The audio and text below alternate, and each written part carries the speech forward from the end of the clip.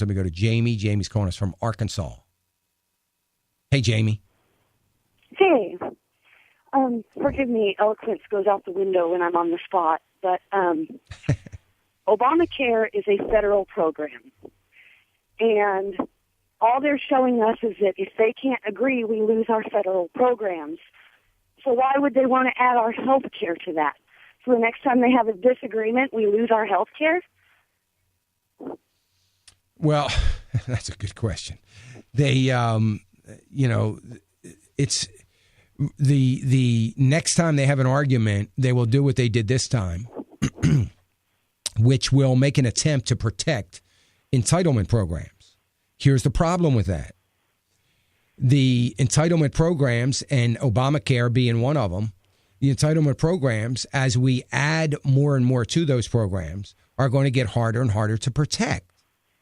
Now, if we start including Obamacare in our entitlement programs, the majority of the budget that we're arguing over on a regular basis is that part of entitlement programs is going to be so much larger than the other part of the budget programs.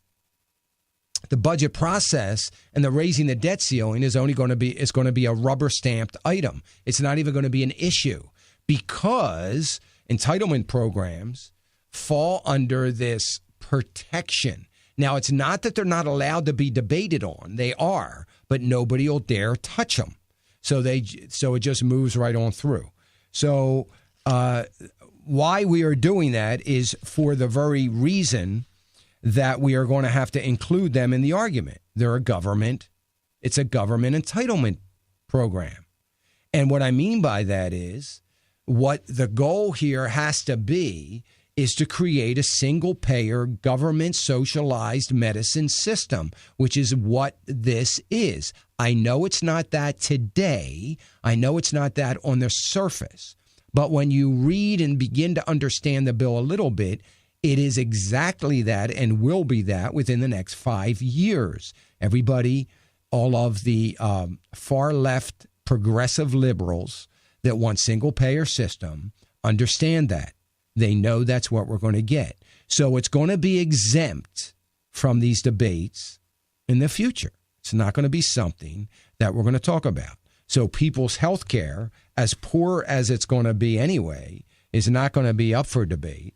But I get what your point is. Your overall point is none of this makes any sense when we're debating bills, we're debating cost, all involved in the government, in the federal government. Why would we start moving towards, because we're not there today, but start moving towards a national health care system that is strictly controlled and based upon the federal government spending money? Why would we do that? So there's only one reason why you would do that. It's not because it makes economic sense, because we don't care what makes economic sense. So that's irrelevant. That's not why we're doing it. The only reason that we're doing that is to have a power grab and more social control. There is no other reason for it. There's no reason why you can't go to the private sector and say, get this straightened out. Or there's no reason why you can't put some regulation in to say we are going to have tort reform. Remember that word? Nobody even talks about it anymore. We're going to have tort reform. We are going to ferret out the corruption within the healthcare system, and that includes the corruption within the government healthcare system, and make some changes and let the private sector work it out. So I agree with you 100%. It makes no sense. We're taking a system where the government's already too much involved and we're adding more to it. It's not even rational. Let me go to Bobby in Texas.